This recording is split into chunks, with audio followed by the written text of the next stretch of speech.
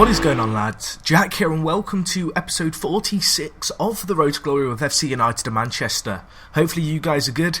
Since the last episode, things have gone pretty decently. I am back, as I promised previous episode, with the Hartlepool game today. However, first, let's have a quick overview of the fixtures and the stuff that's gone on in the last month and a little bit. So anyway, since the previous episode, which was the 3-1 defeat to Wolverhampton Wanderers in the FA Cup 4th round, we've played 5 fixtures. We've won 4 and drawn 1. The wins came against Bradford, where we got a really good 2-0 win. Billy Reid and Barney getting on the score sheet. Following this, we got an even more important win, and this was against Watford, who are one of our promotion rivals. Team played really well. Glenn Stewart picking up man of the match again. And that was fantastic for us. On the back of this, we did get a somewhat disappointing 0-0 draw against Wycombe Wanderers. It was, I don't know, I really wish we could have played better here, and it was one of these games where neither team really created a lot. Although they had slightly more possession, neither team just failed to convert anything of it. And then back on the back of this kind of draw, which is a little bit disappointing, we got 2 very big wins. 2-0 win against Torquay, Havin and Georgiadis on the score sheet. And we followed this up with the final game since the break, which was a 3-1 win against Swindon Town. Is Swindon Warriors a rugby team? I don't even know. I'm going crazy. But Shane Barney and Billy Reid getting on the score sheet here. We took the lead 1-0. They pulled it back to 1-1, and then we cruised away with it in the second half. But anyway, quick look at the players, I guess, because there hasn't been too many fixtures to cover. Another quick thing is that I have started listening to you guys. A few people were like, Jack, don't really show the highlights of the previous games. It's a bit of a waste of time. Can you guys let me know in the comments, would you like to see me do that? Are you anti me showing you the pre-game highlights, or is this kind of new system of me being able to focus a little bit more on the team and stuff better for you guys? Let me know down below.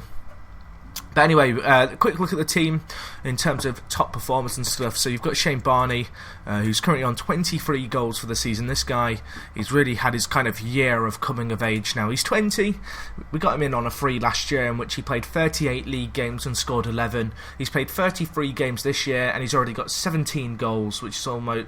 I reckon he'll probably end up with double the goals he got last year, and he's also got 7 assists. So he has played really well for us this year. He's really had kind of his coming of age, as I said. A thumb, getting 16 goals in 37 games, been a really big player for us. He's starting to play on the left mid or right mid, although he really can't play there. His sheer quality makes him a good player there. And to be honest, I don't know, I would rather play him as a target man, but Georgiadis has been in such good form, and Afum's doing a good job of kind of holding the fort in the midfield, despite not being able to play there, that I'm kind of content playing those 2 guys out of position.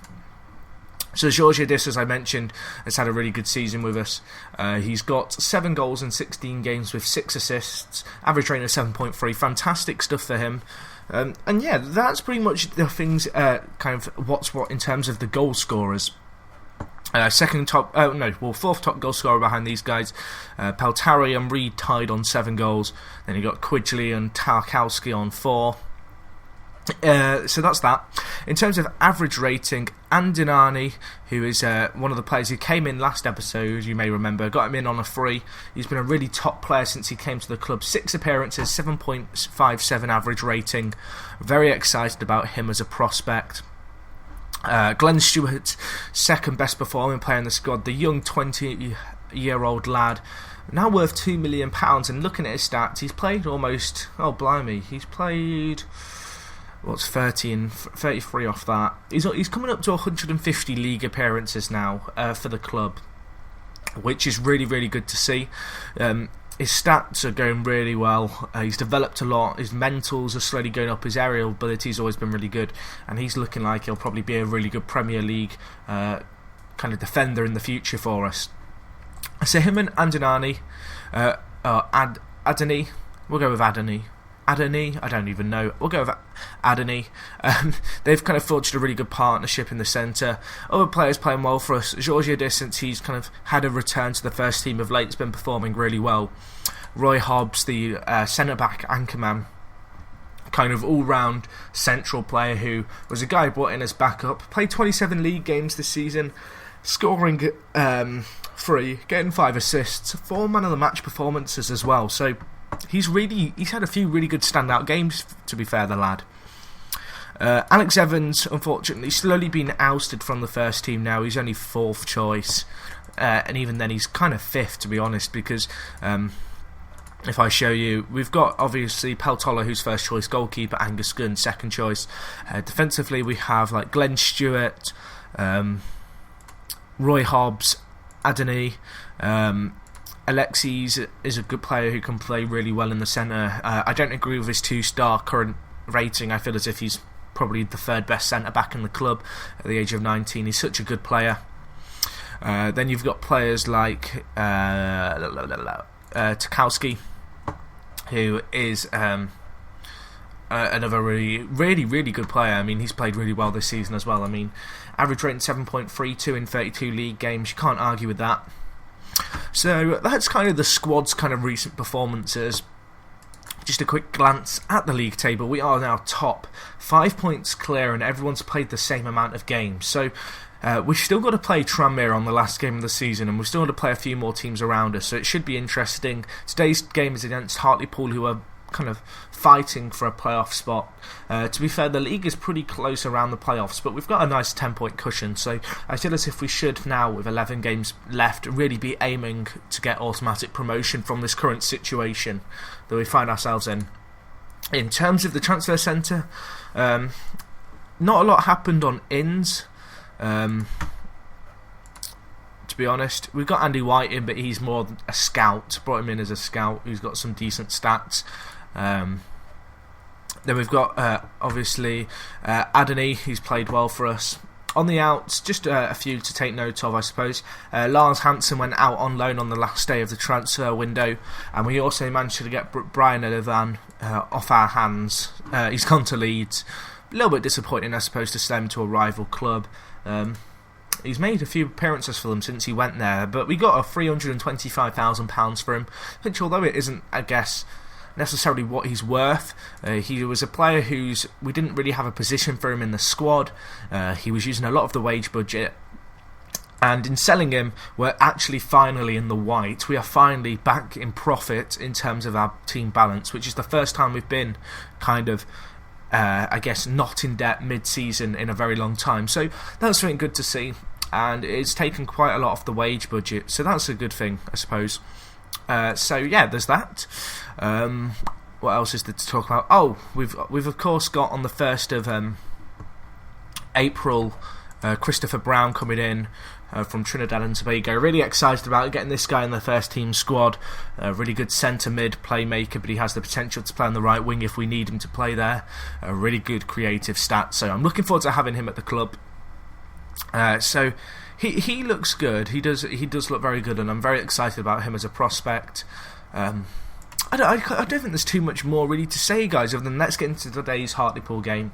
I'm not sure if I'm going to be live comming the last few games of the season, just because, like last time I did like the hour and a half close of season live com, but this season there's not so much to play for.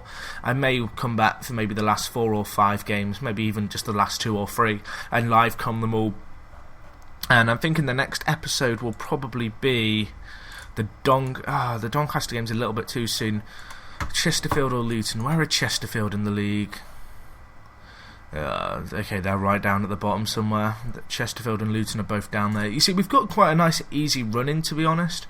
I may even go straight to the Tranmere game and see how we get on, because it's 2 months. But that said, we have got Regen Day in the meantime, so hopefully I can pick up a few really good young players there. But for now, let's focus on the present. So you can see what I was saying about playing a thumb out of position. He's done a good job while he's been playing there, so I'm not too worried about that.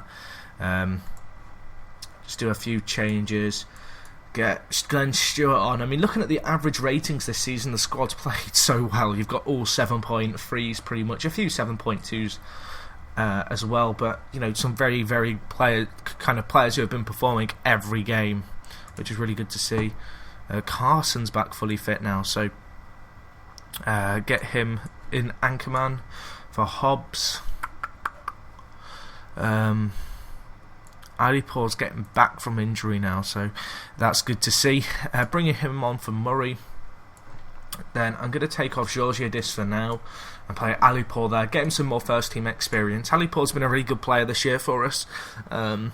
He's been a very good kind of left winger for us, and you've got to remember he's only like 18, so he's still got plenty of time to improve in the future. I'm just going to tell the lads, if we play our best, we can win this. I mean, to be fair, Hartlepool, although a good side in our league, given our position, you'd really expect us to go out and get a win today, especially at home. So it's up for us to kind of, I guess, meet the expectations of our fans. But they've got a chance here. And can we defend? Can we defend? Oh, it's hit the post. We're fine. Panic over, guys. But no, that's a little bit of a shaky start. Be interesting to see how we can respond from this. Given the ball away there, that was Alipour with the little mistake. I don't know. I was looking at the league table in terms of goals scored and stuff, and we just have such a great scoring record that it just seems like we outscore teams.